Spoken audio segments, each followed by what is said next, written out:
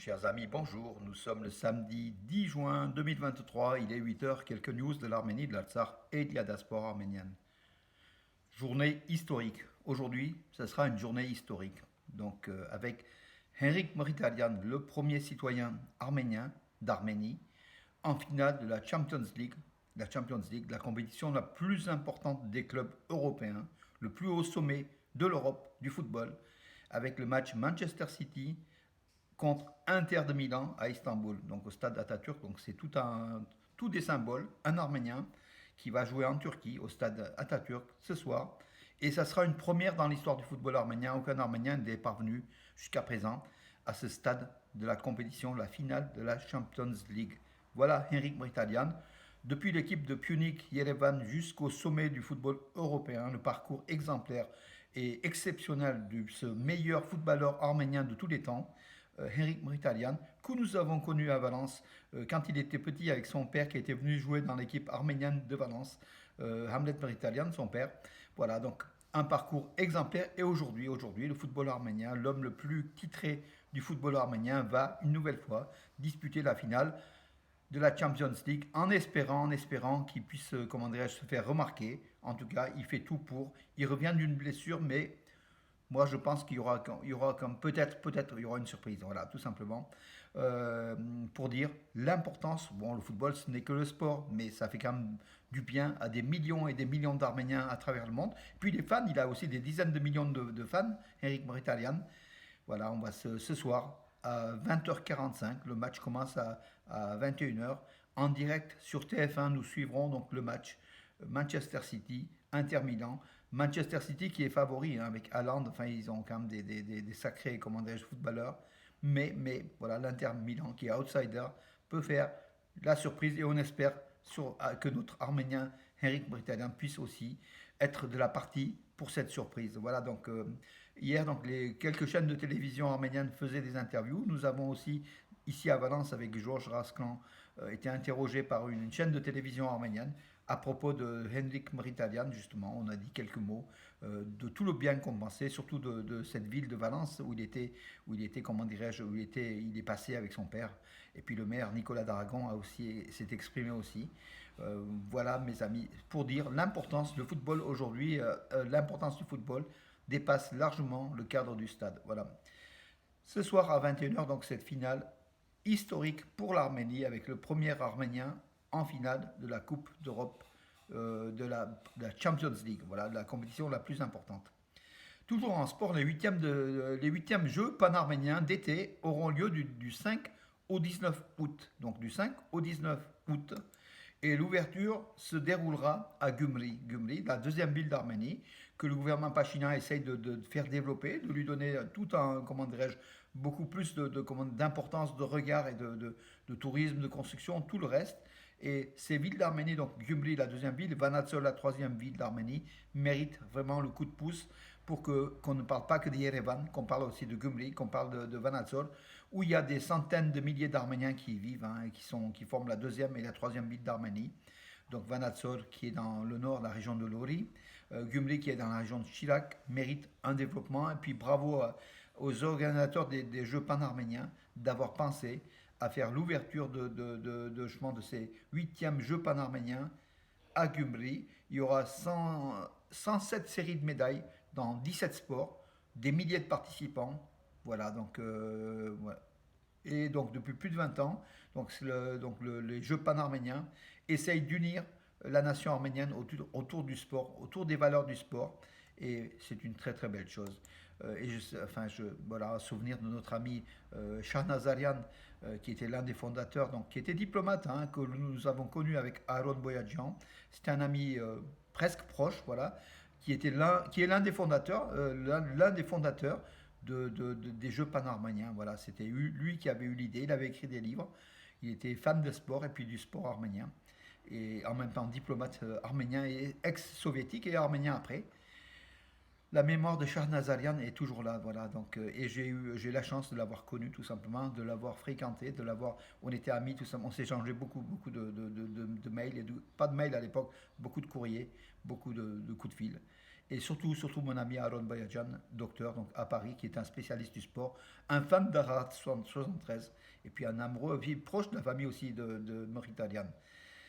Voilà mes amis pour cela au niveau du sport. Donc hier, un camion de militaires arméniens a été donc pris pour cible par des tirs azéris. Donc ça s'est passé dans la région de... Moi je pense que c'est la région de Keralkonik. On a mis le nom du village, mais le problème c'est que nos confrères d'Arménie, ils connaissent tellement les villes et les villages qu'ils ne citent même pas l'endroit. Donc et des fois on a du mal à retrouver. Donc le village en direction de Karak, je pense que c'est la région frontalière de la région de Keralkonik, derrière le lac Sevan. Ça doit être au sud-est du lac Sevan. Voilà, et donc des tirs qui n'ont fort heureusement blessé aucun soldat arménien, mais l'intention y était, voilà l'agressivité une nouvelle fois de l'Azerbaïdjan qui n'hésite pas à tirer sur les soldats arméniens, sur les transports de soldats arméniens, tout simplement. Un groupe d'anciens membres du Parlement néerlandais appelle à l'envoi de forces de paix au Karabakh. Voilà, donc c'est la solution en fait. Hein. C'est pas que les troupes russes, c'est l'envoi de forces de paix internationales des casques bleus ou des casques européens, on ne sait pas, parce que les Européens n'ont pas d'armes pour l'instant, mais ils peuvent créer une unité armée pour défendre, pour s'interposer entre les agresseurs azéris, c'est systématique, hein, les agresseurs azéris contre la population arménienne. Voilà, tout simplement. Ce sont les azéris qui agressent à chaque fois, puisqu'ils sont surarmés par rapport à la population civile arménienne. Et là, il faudrait donc que les députés néerlandais, les anciens députés néerlandais qui ont signé une pétition qui demande à l'Europe d'intervenir, veulent réellement qu'on passe maintenant à la sécurité armée, tout simplement, puisque les condamnations ne suffisent pas. Et puis, en plus, il rappelle l'application doit être réalisée de la condamnation de la Haye, du tribunal de la Haye, de l'ONU en fait, hein, que l'Azerbaïdjan outrepasse tout simplement. Et je pense que c'est, comment dirais-je, ce tribunal de la Haye, la sentence qui était exécutoire en fait, hein, le fait de dire à l'Azerbaïdjan retirez-vous du corridor de la Chine. L'Azerbaïdjan ne l'a toujours pas fait depuis le mois de février. L'Azerbaïdjan va payer de toute façon parce que l'Europe et ce tribunal de la Haye n'oublie pas en tout cas. Et bientôt, il y aura des sanctions et peut-être ça va aussi mobiliser davantage. L'ambassadrice des États-Unis en Arménie, donc Christina Quinn, qui avait déjà été dans la région de Sunik, est une nouvelle fois dans la région de Sunik hier été. Elle a posté quelques images. Donc elle a visité donc dans cette région donc, du sud de l'Arménie, le monastère de Tatev bien sûr, et l'église, surtout l'église Sulpan Hovhannes, Saint Hovhannes de Merli à Merli, et puis la ville troglodyte de Khanzoresk, voilà le sud. Cette présence d'une américaine, de la diplomate américaine au sud de l'Arménie, dans la région de Zangezur, convoitée par l'Azerbaïdjan, a été aussi quelque chose, un acte diplomatique, politique fort de la part des États-Unis. C'est un message aussi à l'Azerbaïdjan en affirmant que, voilà, que les Américains sont là, regardent le patrimoine arménien millénaire de ce territoire et justement sont opposés à toute agression de l'Arménie et puis d'empiètement sur le territoire reconnu de l'Arménie alors qu'effectivement les troupes azéries sont depuis mai 2021 autour du lac Sevlij, dans la région, de trois régions d'Arménie. Ils ont empiété tout simplement la frontière intangible, voilà, mais qui ont, voilà, donc contre toutes les déclarations internationales, ils sont toujours là. Il y a à peu près entre 1000 et 2000 soldats azéris en territoire arménien sur quelques kilomètres, voilà, donc du centre de l'Arménie vers le sud de l'Arménie, voilà.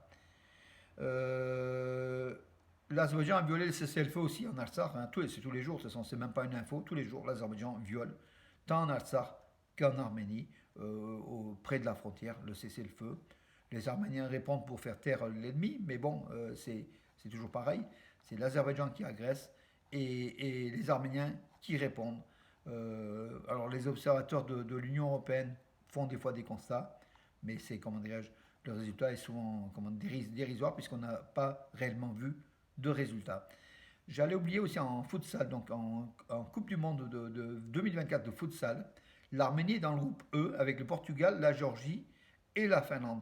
Vous savez que l'Arménie est montée vraiment enfin, à un très haut niveau du futsal. Ce sont les championnats du monde, donc ce sont les poules des championnats du monde de futsal de première division, de premier niveau.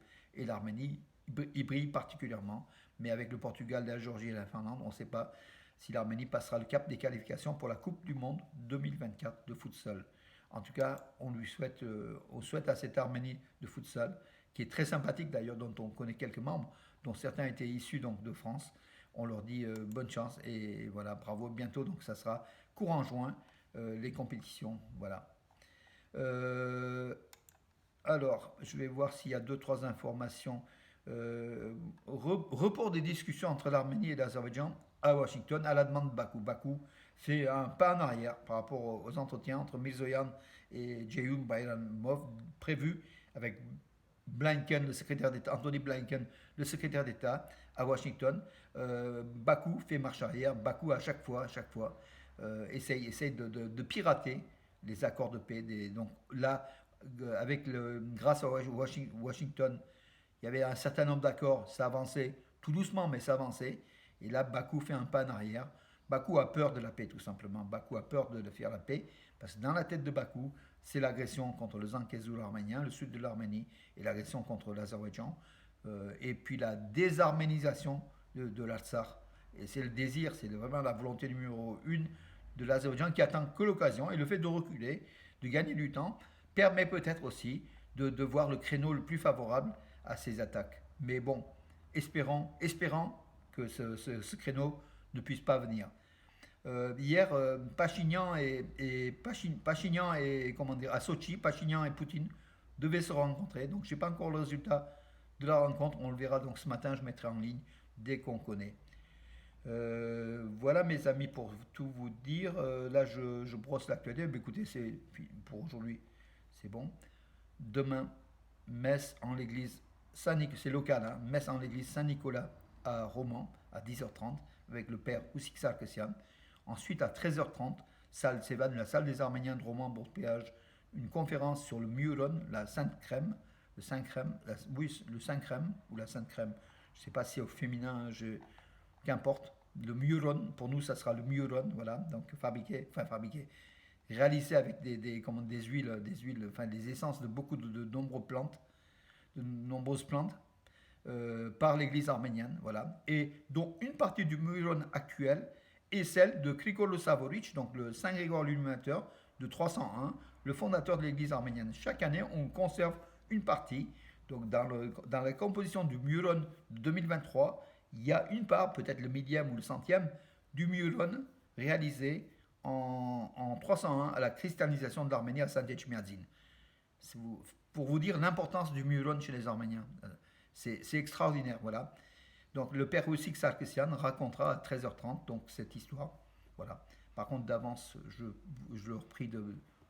Enfin, je voudrais leur dire que je ne serai pas président, malheureusement, tout simplement parce qu'on a aussi une rencontre à Valence avec le maire Nicolas d'Aragon et puis tous les amis autour de Nicolas d'Aragon en même temps. Voilà. Pour vous dire. Mais écoutez, je crois que j'en ai fait le tour de l'actualité. Donc tout simplement, ce soir à 21h, on sera tous branchés sur TF1 ou sur d'autres chaînes de télévision pour suivre en direct ce match Manchester City, Inter de Milan. Et on n'aura des yeux que pour l'international arménien Henrik Mkhitaryan, l'homme de tous les records, qui ce soir, historique pour le football arménien, jouera la finale. Je ne sais pas s'il est dans la composition de départ, s'il est titulaire, mais en tout cas, dans tous les cas, il va jouer.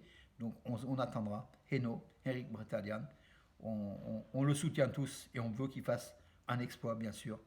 Et pour nous, pour toute l'Arménie, c'est un honneur d'avoir un joueur. Il n'y a jamais eu de joueur géorgien ou azéri dans cette phase finale de la Champions League. Ça montre aussi le niveau atteint par un Arménien. Ça doit faire jalouser quelque part nos ennemis, et surtout les Azéris, bien sûr. On se rappelle quand ils jouent à Manchester United, à Bakou, donc ils l'ont interdit de venir disputer une finale. Aujourd'hui, l'Arménien, va démontrer au monde que le peuple résilient, l'enfant du peuple résilient, l'un des meilleurs footballeurs d'Europe, va jouer cette finale. Et puis, footballeur d'Europe, Edouard Spersian, le milieu de terrain de l'équipe nationale d'Arménie de Krasnodar, est demandé officiellement à l'Ajax d'Amsterdam. Ajax d'Amsterdam veut là, dans les semaines qui viennent, veut Edouard Spersian, le jeune Edouard Spersian, qui a été reconnu dans le championnat de Russie comme le meilleur passeur. Il a aussi marqué de nombreux buts, de très nombreux buts. Voilà les valeurs du football arménien. Nous avons la relève derrière, des joueurs de classe internationale qui vont venir peut-être un jour remplacer Henrik Mkhitaryan, qui a 34 ans, qui vit ses dernières années de professionnalisme. En tout cas, il veut tenir, il a affirmé qu'il veut durer le plus longtemps. Il peut aller jusqu'à 35, 36, voire 37 ans. Voilà mes amis. À ce soir en tout cas pour je m'en suivre le match. Et puis à demain matin pour les infos. Je vous souhaite une bonne journée.